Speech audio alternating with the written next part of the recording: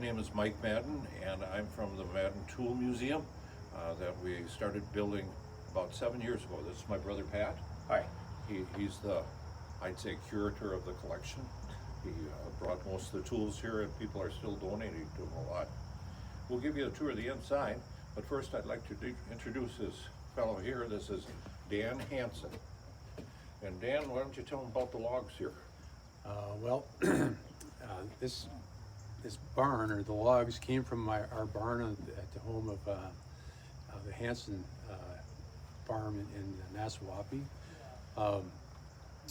My grandfather, Martin Hansen, bought this barn back in 1899, and then my dad took over and farmed it for his lifetime. So the history of it is in 2006, we were ready to take the barn down because it was getting pretty ripe, and so I walked over to my neighbor, Mike Madden, and asked if he knew of anybody who wanted to know a barn, and he said yes, I would.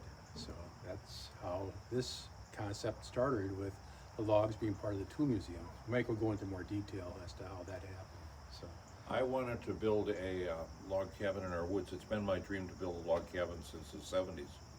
But my wife Barb and my brother Pat got together and said, we don't need another building in the barn, in the woods. So that's how they decided it was going to be a tool museum. And I'd like to show you something right behind Dan here that he worked on very hard. This is called stove wood construction. And it's made from pieces of wood, cedar chunks, and Dan became an expert of chinking around here, and we got the recipe for the mortar from Mother Earth News.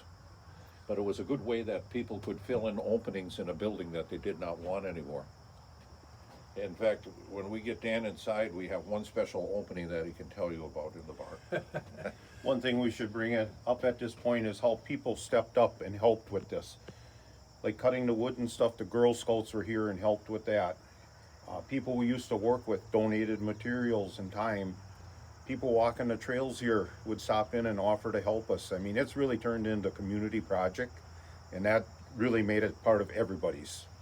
So When we peeled these logs for the roof rafters, we had 17 volunteers here helping us do it, from ages 8 to 88. And we still have volunteers here. The youngest one's 9, and the oldest one is in his 80s.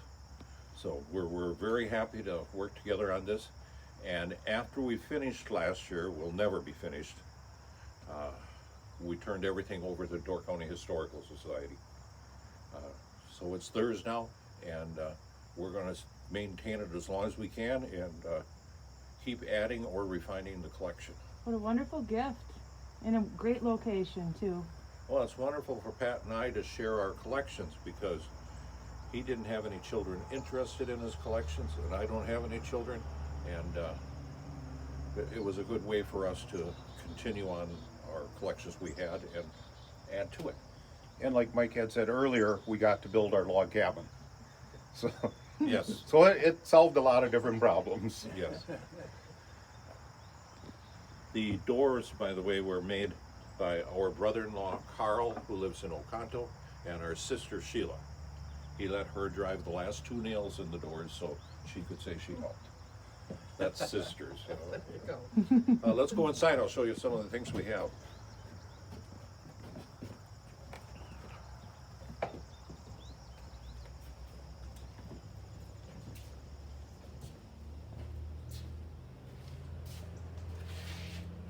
For some reason, we always like to start with this part. You want to go, Pat? I'll follow you. Okay. When we think of tools, a lot of people don't think of kitchen tools. And that's what this display is showing. Maybe you have a steam iron at home, I'm not sure. But this has drawn a lot of attentions. And we're very happy about that, because many of the instruments people still use, or we remember our mother using. And Pat's going to point out one special thing in this section. One of the main ones that we'll grab here is this particular item. And it's good for adults and kids and everything, and you can give them hints to what it is. We love playing what is it here. And this particular item is an ice cream scoop. You would scoop out your ice cream, you would turn the knob on top, and there's two little fingers in here that would go around and let it drop onto your cone or bowl, whatever it is. But we'll give kids hints, you know, you like it in the summertime, it's cold, and everybody gets into playing the game, it seems. Very cool. But there's a lot of items. I mean, today's items are just a little better version of what they had years ago, but the items are basically the same. And like Mike had mentioned, we tried to make the museum here to interest everybody. So anybody that walks in the door, we can usually find something here that'll draw their attention. And if they wanna touch it or see how it works, almost 99% of the time, that's fine. Unless it's a 10-year-old boy that wants to see how a cleaver works or something like that. We'll walk over to the next section.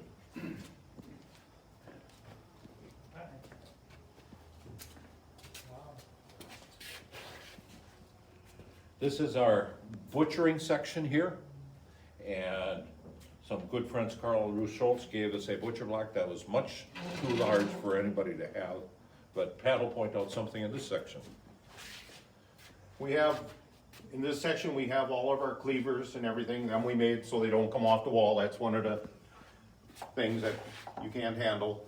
But like a meat hook, people don't realize years ago, all the butchering they did at home, meat hooks, cleavers, saws, they were all items used every time they'd butcher at home. You have your sausage stuffers. A lot of people don't realize what this is. It's for scraping the hair off a hog. Our next section, Nikki, here is tools to work with logs and logging. This is probably the first thing that Pat and I started collecting. Wow. And it's one thing that we have displayed the most. It's great fun to let people try using the two-person saw for the first time. But what do you want to point out in this section, Pat? I'd have to point out probably the stamping hammer. Years ago, when they'd float their logs down the river, they'd stamp them with a hammer, with initials or numbers. So when they got to the sawmill, they knew who to credit for that log. Very cool. Wow. And like Mike had said, we collected tools for years, and we never had a logging hammer. And one day we did a presentation on a logging, and one of the people in the audience, who happened to be a friend of mine and stuff, said, my dad has a stamping hammer. So he donated it to the tool museum here. And like we were saying before, that's how we have gotten a lot of these tools, is from the community, our private collections. And it's neat to see somebody come in here and say, well, that was your grandfather's, or that was your great-grandfather's, so. Is there a process if someone was interested in donating? Do Yes. they just contact you? They can donate us, or they can donate Bailey, and we're getting a little more picky because we have a lot of things already, and we love looking at old tools. And every time you think you have everything, somebody will come up with something new. And if anybody ever wants to bring a tool here to know the story of it, usually on Thursdays, we're here and Pat and Dan and I can usually figure out close to what it is. But Pat tells people all the time, years ago, tools were multi-purpose. You might take that stamping hammer that he had there to tenderize your meat, I don't know. We're gonna move over to the corner now. I might move this cart a little bit.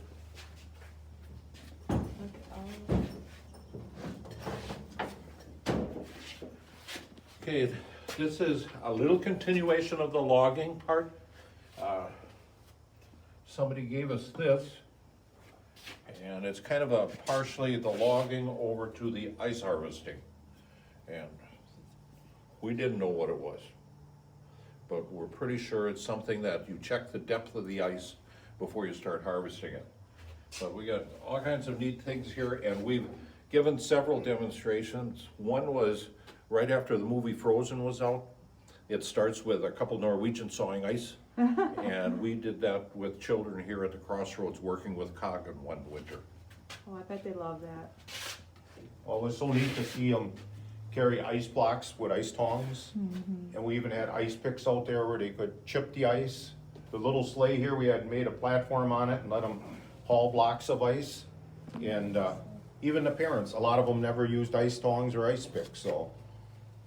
That long thing that you had there with the twister, we have one on our drill. farm, the drill, and I think he used it for dynamite. He would drill the Okay. hole, then he put the dynamite down, put the For tree fuse on it, trunks, for tree trunks. for Neat. getting rid of. That's what I think he used it for. We gain knowledge every time somebody comes here. Absolutely. We're gonna slide over to some agricultural tools. We had one or two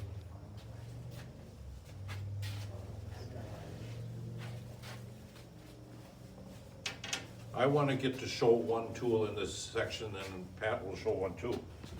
But this is something that we did not know what it was. The only other place I saw this on display was in the Machine Shed restaurant in Appleton. They have a nice display of tools. And we weren't sure what it is, but sometimes the obvious hits us in the head like a brick. On it, it says hog wrench. This is used to put on the hog's snout and give it a little pressure, and it can move. You can move that animal anywhere you want then. Oh my gosh. What do you want to show here, Pat? Well, my favorite's right behind you here. This looks like a pretty nasty instrument. And what this was used for is winging a calf. Your cows would be out in the pasture, and you'd wanna wing the calf, so you'd put this in its nose.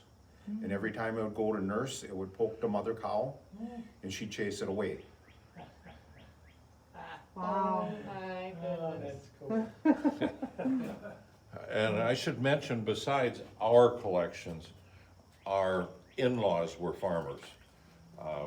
Pat and I always worked on farms, but we never grew up on a farm. Like this above Pat's head is a special type of scythe or harvesting grate called a cradle. And it would cradle the sheaths of grain so you could bind them together. And Pat's family, his wife's family, they worked off the land and carpentry their whole lives. Dan, before we forget, there's your window. This is my window. Back when this was our barn, of course, this is before automation.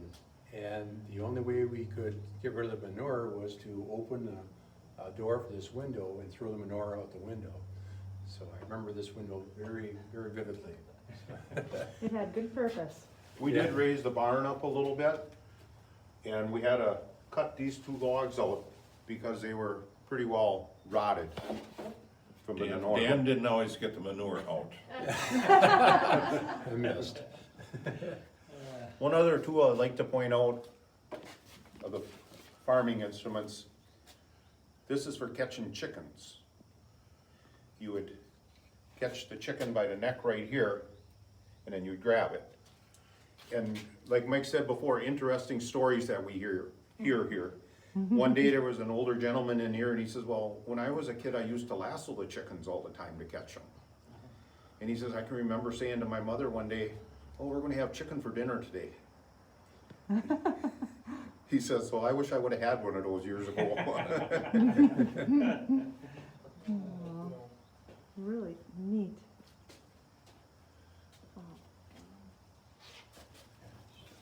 We're dancing around some of these display boards that if you come back, Helen and Nikki, we'd be glad to go over these display boards and the toolboxes. There's some really nice toolboxes here. A few years ago, Palmer Johnson's daughter, Cleta, called us and gave us her dad's intact toolbox. So we have Palmer Johnson's toolbox. Wow. And while we were in the basement with Cleta, she said, would you like his dad's too? So we have Hans Johnson's toolbox. Plus some other really neat ones here that are discussion in themselves. Oh, that's a yeah, we'd love to do a special feature on those. That's fantastic. Another person we have is someone in the stall here.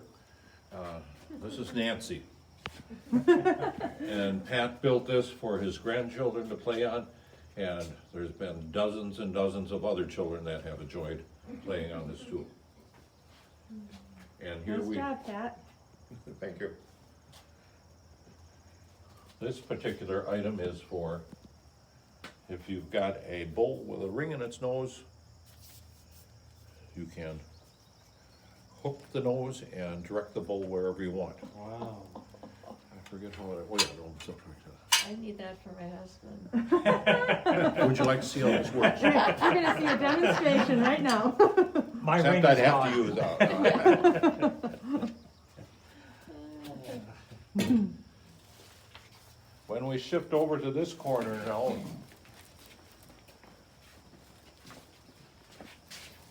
this is cobblers and coopers. Cobblers to make your shoes, coopers to make barrels. Barrels were very, very important in the past because no cardboard boxes, plastic bags and so forth. And Pat will show you one of those tools. We've got some really neat tools here. This one would probably be my favorite over here. It's called a barrel devil or barrel jar. Years ago, a lot of things were shipped in barrels. And they pack in there so tight they couldn't get them out, like dried fruit, sugar or whatever. So they'd auger this down to break it up, to get it out of the barrel. Oh, yeah. Right through the cover of the barrel? They take the barrel cover off Yeah. Take the cover off? and then get like right on the sugar and auger it right into the sugar. Just Oh, to break it up. really? Very interesting. Wow. And we're gonna switch a little bit into carpentry over here. And notice the shelf up there with all the planes. Just when we tell people that we have enough planes, somebody will come in with one. And it's so unique, we can't turn them down. Wow. Were a And- lot of these handmade? Is that why they're so unique? A lot were handmade, but without electricity, if you could form a mechanical advantage by just shaping a blade a little bit different, or the carpenters would carry whole toolboxes of those to a job site. This guy used to happen to be, well, he is a neighbor of mine, but he came in one day, he gave us a toolbox, and he also gave us this plane, which is a Stanley number 45 plane. And it was to replace all these others. It's got all different tools with it and everything, and you can change out the different attachments to do the jobs of all these others. Okay. And to get it with the box, and the instructions are here and everything else, it's pretty amazing. What year was that Must be very manufactured? valuable. I'm not 100% sure. Probably very early 1900s. Yeah. In fact, at the historic village here, our dates, we try to bring things in from, and all the other buildings and so forth, is from the late 1800s and up to about 1915 or something like that. One day there was a guy here walking the trails, I'm gonna estimate him about 80 years old, and he stopped in one day, we had this small socket set on display in here. And he said, well, I have my dad's socket set, he says it's a lot bigger. And a couple days later, he brought this one back. Wow. Everything looks like it was very well cared for. You can tell that they really treasured it. Because that's all they Both, had. That's right. both Dan and Pat are very meticulous at keeping the tools in good shape. Little plane like this is a ram plane, Wow. and it's the first one I've ever seen. And show them how it'd be held Yeah, how do to you use use that? a ram's head plane, Wow, ram's head, sure. when you wouldn't have room to use one of the bigger ones probably. Yeah. Okay. Sure. Wow. I'd call it more of a shave maybe than a Yeah. plane. We bought a 100-year-old farm about 50 years ago, and we still live in it. We remodeled it. But it had a granary, and I go in and I was cleaning it out. I picked up this one box and I put it on, I opened it up, and here it was full of dynamite, and all the nitroglycerin had oozed to the top, and they had the fuses on top. So I It all called the melted. police department. They came out, they called people from some military, they flew me in with a helicopter, evacuated all my neighbors. They had to take it down in our valley, we got a few acres, and lit it on fire. It was one of those things that Wow. woke up to the Make neighborhood. a pretty good bang? Yeah. Oh, no, they just lit it on fire, it just It flamed up. didn't explode. He said if that had gone off, you know, they might have found part of my shoes. There was a couple that walked the trails here all the time, and they'd always watch the process of the tool museum, and they tried to find something to give us for the tool museum. And one day he was in his dad's basement, and he came up with this oil can. It's from the Schofield hardware store. Used to be on Main Street in Sturgeon Bay here. Sure. So a person's just gotta use their imagination a little bit. Great. This is our what is it table. And it's a good name for it because many of the things on here, we had no idea what it was when we first got it, the item. Some we're still a little unsure of, but we call upon people, the thing you were just touching there, what do you think that was A for? bicycle helmet. Pardon? A bicycle helmet. Oh, okay. Door County historian George Evenson told us it was for when you're picking corn with a horse. He sometimes reaches over and wants to eat the corn instead of paying attention to pulling the wagon along. So you put this on the horse. Oh. So So it's a muzzle. Oh, wow. Unbelievable. Yeah. One of my favorites is this one. I was up in northern Wisconsin and went to a garage sale one day. And I was buying some stuff, and the guy says, well, what do you want all that stuff for? And I said, well, I hang it on my garage wall at home, and when people come over for a party or something, you know, we always guess what things are, and it's a conversation. And he says, well, you got a few minutes? And I said, yeah, and he went in the back and he dug around and he comes out with this. For walking Any- on ice. No, No. he asked me if I would have known what it was. And I looked at it and I thought maybe for motorcycle racing, you know, you can tell it goes on the shoe and stuff. Yeah. And I thought when they dragged their foot, but it's not that. And we play a lot of, what is it? And a lot of people think for stamping grapes or something. Ah, Or for maybe when- we shouldn't tell them on this. if you Come come to to the historic village? So, when you come here, you can look at it and you can take your guess and we'll see how close you can come. Fair enough. This lady had just guessed for on the ice, this would be an ice cleat, like your shoe would go here with a yeah, leather strap. yeah. What's your favorite thing on here, Dan? You named both of them. That'd be bad. Okay. We'll give Dan this one then. This item here, I tell a lot of people they probably have one at home. Oh, for breaking hickory nuts. Hickory No, Apple peeler? no, Cherry pitter. no,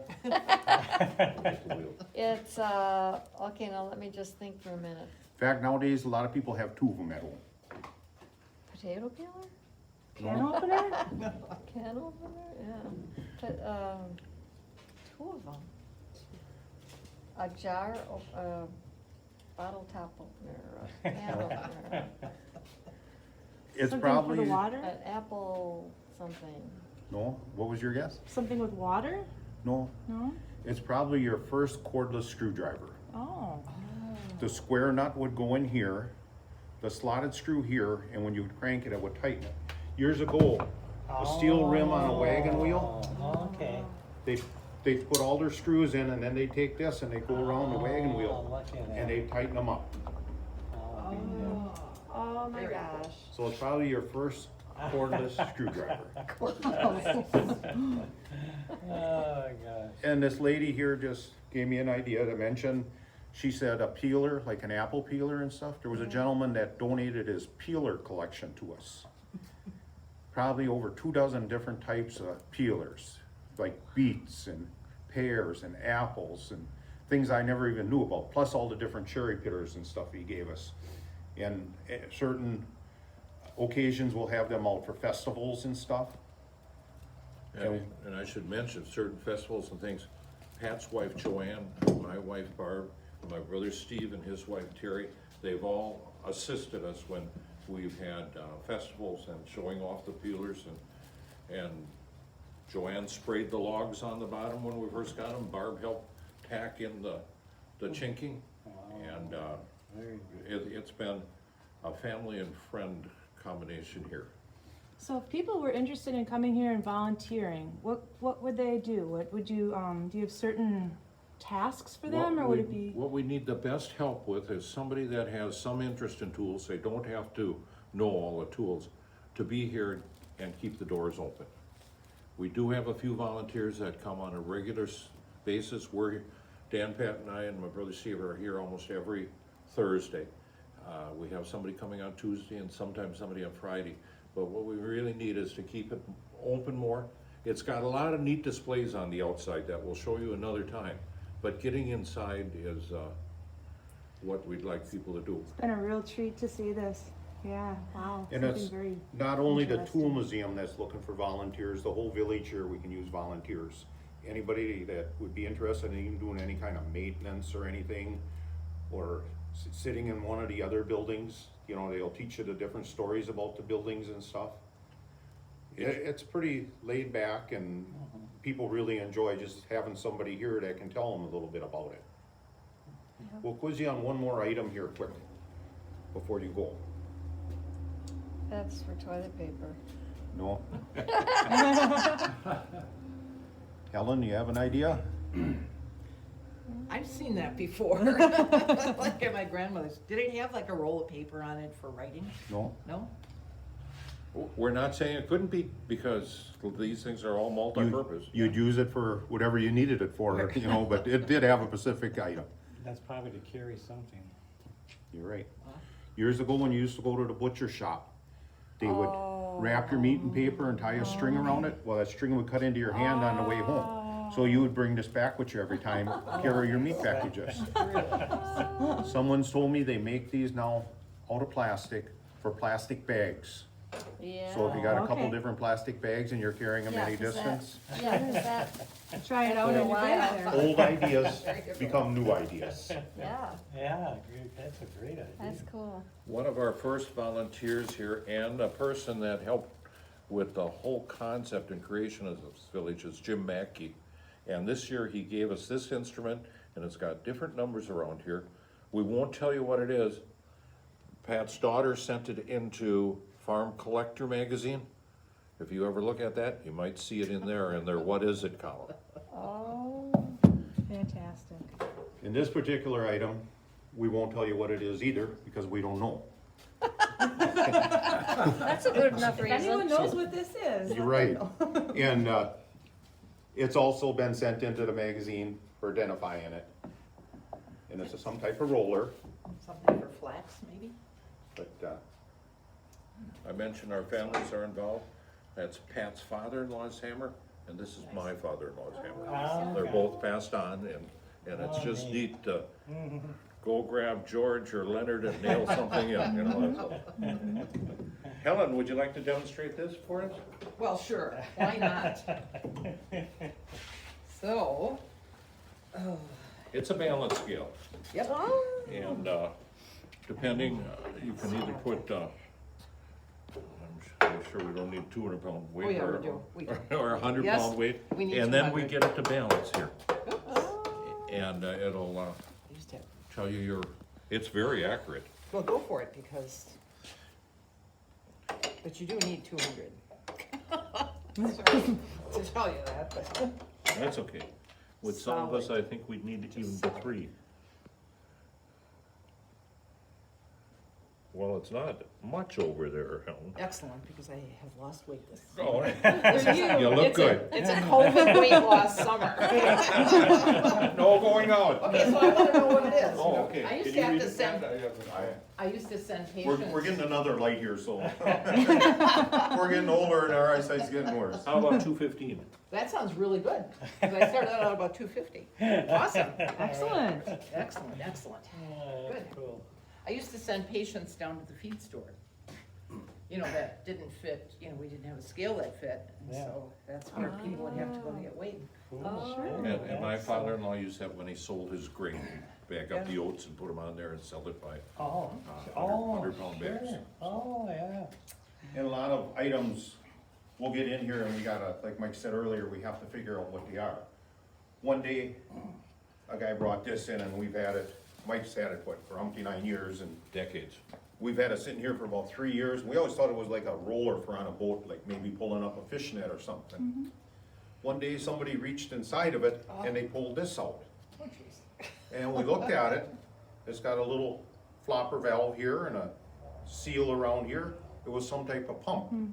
Either like a bilge pump on a boat, or maybe a pump for even getting water Yeah. out of a cistern. Sure. So we're learning every day, and it's really interesting. That's really cool. It was down in there the whole time? Yes, Yeah. they almost thought it was just part of the shaft. Well, one day my brother Steve, who takes more breaks than he should, reached in there and pulled it out, and we couldn't. Very nice. And like larger items and stuff, we display them up above here. One item over here, the bicycle grinder, that was our first item in the tool museum here. That was a gentleman that I worked with donated that. Wow. And just, you can go right around and you can just, every item has a story behind it. So I grew up with a hand cultivator, and you can buy those brand new now, if you wanna do your, But when we built the tool museum, we figured if we left the loft open like this, we could display stuff. If we'd have put a regular loft in, people wouldn't have been able to go up there. So this way While we were could- building it, Pat had a good idea. We filled in this so we could put ladders up Yeah. and stand on it, because Pat and I nailed every board on that roof. Brother Steve cut every one by hand with a skill saw to length. And it took a long time. Wow. And that's before Dan came, otherwise he'd have been up there holding up the view like Pat and I were. We also have a trolley system down the middle that would operate the hay, Oh, yeah. bring the hay into the mow. And that's from the original Hanson farm. Wow. and is that a glass, scrub board? Yes, do we have glass? We have a couple wash machines outside and scrub boards. I'm not sure if they're glass or metal, but we'll show you that on another time. Okay, well. We thank you that's so not- much. This has been such a pleasure. Mike Yeah. and Pat and Dan and Helen, thank you And so much for visitors. organizing. And absolutely, we have a tour going on in process here. So it's been, Having people here Wonderful makes it time. always more fun. Yeah. Thank you. yes, yes, thank you so much. Where